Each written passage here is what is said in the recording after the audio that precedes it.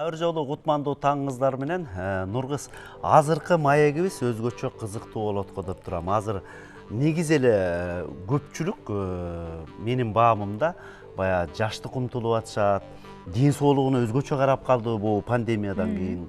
Эмне тамактарды ичиш керек, кандай басыш керек, кандай туруш керек, ушуга көңүл бөлүп калды.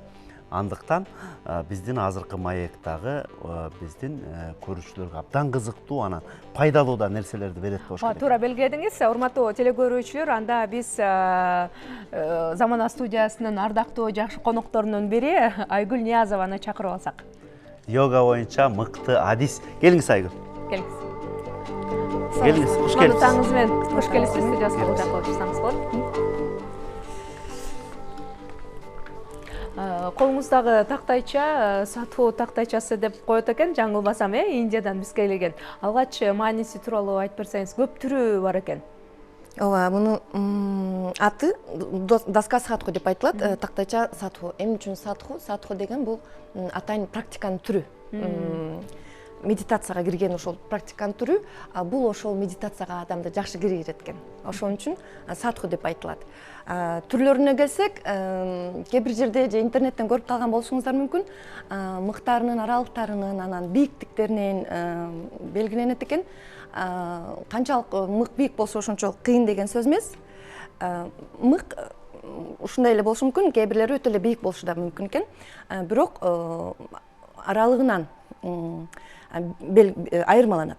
Ар бир мыктын аралыгы канча миллиметрден башталат, ошондон айырмаланат.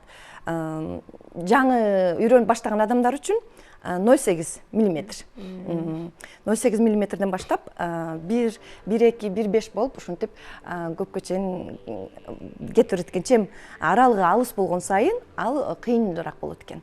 Аралыгы жыш болгон сайын бул жаңы үйрөнгөн адамдар үчүн болот экен. Сиздики азыр жаңы үйрөнгөн адамдар үчүн. Биздики жаңы үйрөнгөн. Негизи эле ушул тажрыйбаны кайсы мамлекеттерде мындай көбүрөөк колдонушуп жүрөт?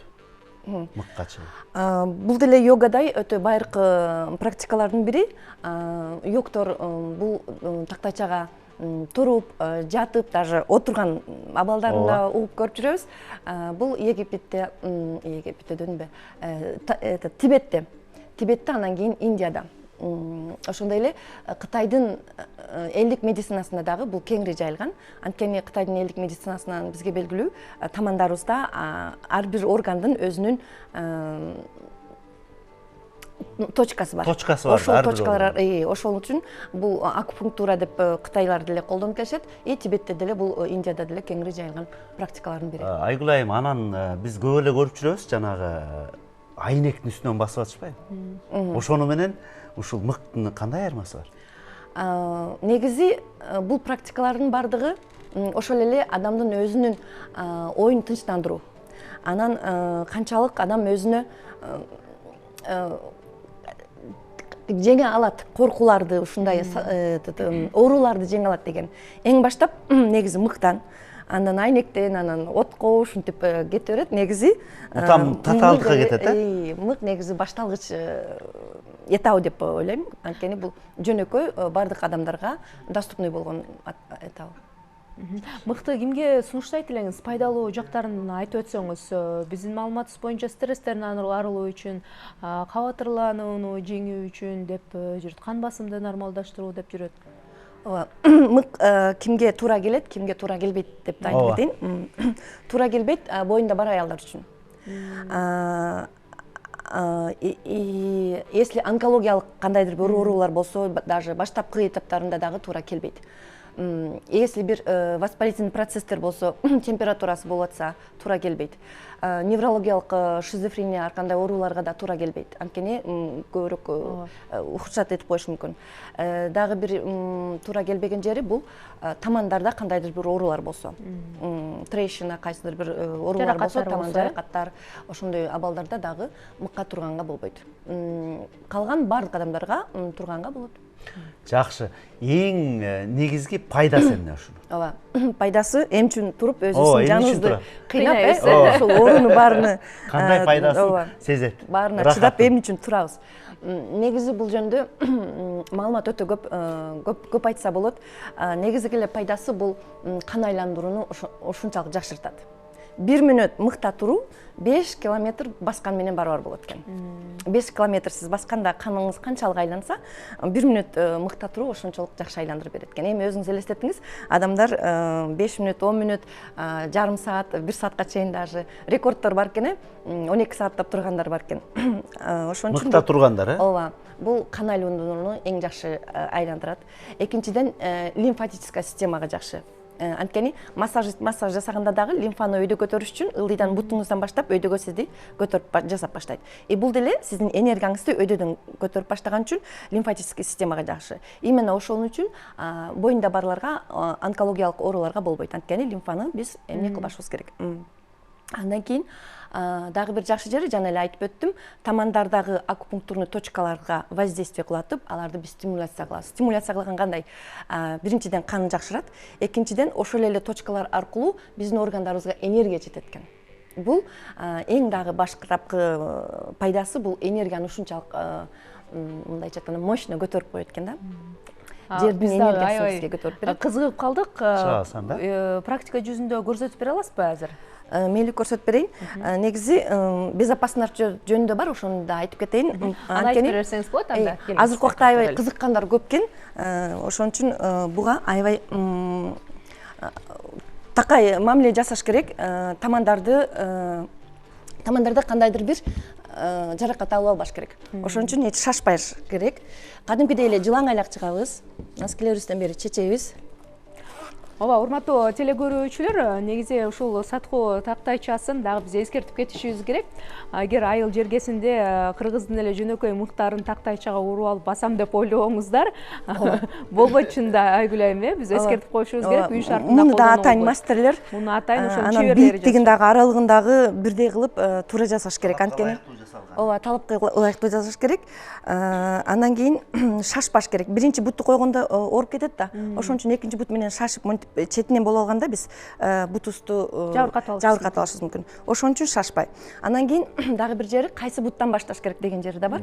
Ал үчүн биз таноолорубузду текшеришибиз керек. Кайсы танообуз жакшы дем албай жаткан болсо, ошол бутубуздан баштайбыз. Азыр менде оң тарабыма караганда сол таноом бир аз байкалып турат, жакшы дем албайт. Демек сол бутуңуздан мен сол бутумдан баштайм. Ар кимдики, значит, индивидуально болот экен да. Бирөө оң буттан, бирөө сол буттан башташы мүмкүн. Эми бут чыгып атканда биз дем алып, анан дем чыгарганда эки бутубузду коюшубуз керек, шашпай. Дем алдык. Дем чыгарып эки бутты коебуз. Биринчи секундаларда аябай 5 секундтан баштап аябай катуу ооруйт. Оору катуу болгондуктан мээ токтоп калат. Ошол мээнин токтотконунун мааниси өтө чоң. Анткени адамдар медитацияга киргенде мээни токтото албайт да. Ой ушунчалык күлүк, ойлой бересиң, медитацияга отурганда деле ой аябай күлүк болот. Бул жерде сиздин оюңуз тамандарыңызда гана, ооруларыңызда гана болуп калат. Ошондуктан бул медитативная техника деп айтылат. Если духовный практикалар менен кеткен адамдар үчүн бул өтө жакшы. Бирок биздин шаарда акыркы убакытта биздин көптөр как тренд катары эле колдонуп, мыкка чыгып атат, элдин баары чыгыш керек экен деп эле. Акыркы күндө тренд болуп калбадыбы? Чыгып атышат. Анан кээ бирлер мага айтты, мындай ниет кылып чыгыш керек экен. Кандайдыр бир ниет кылсаң, ушул жерге турсаң, ошол ниетиң ишке ашат экен, ошол туурабы деп да сурап келишет. Мен айтат элем туура, бирок ага чейин мындай зажимдер, блоктор бар да биздин организмибизде. Даже биз эненин ичинде жатканда, эне төрөп жатканда кандай толгоо ооруларды сезсе, ошону эненин ичиндеги бала да сезет экен.